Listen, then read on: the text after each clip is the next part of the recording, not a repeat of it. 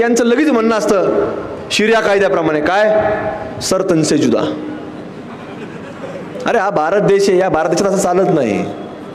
आणि मग तिथं ही सगळी मागणी करत असताना न ऐकल्यामुळं आपण पाहिलं की पोलिसांनी एकदा दोनदा 3 वेळा 4 वेळा 10 वेळा विनंती केली,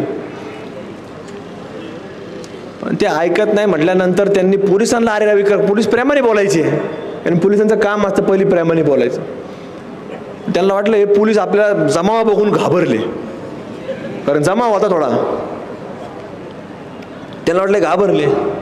पण ज्या वेळेला पोलीस प्रशासनाच्या खाकी वर्दीपर्यंत तो हात पोचला तर पोलिसांनी ताबडतोब तिथं पोलिसांनी त्या लोकांची लायकी दाखवण्याचं काम, जागा दाखवण्याचं काम केलं. आणि आपण सगळ्यांनी ते व्हिडिओ सोशल मीडियातून पाहिले. आता ते व्हिडिओ फार थोडे आलेत आपल्यापर्यंत, त्याच्यापेक्षाही भयानक रात्रीचे परत भयानक आहेत. फार रात्रीचे जे व्हिडिओ आहेत आता ते काय पोलीस बाहेर दाखवू शकत नाही, त्यांच्या मोबाईलमध्ये आहे, ते आपल्यापर्यंत काही आले नाहीत, आम्हालाही दाखवले नाही. पण ते आपल्यातले काही लोक गेले, ते पाहून आले आणि पाहून आल्यावर त्यांनी सांगितलं की असं असं झालं. आणि तुम्हाला सांगतो अंधारात त्यांना कपडे काढून धोपटलं पोलिसांनी.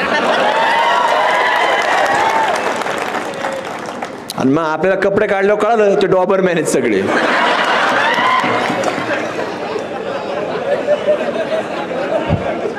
खरं दुसरा एक बी भारतीय नागरिक पकडलेला नव्हता.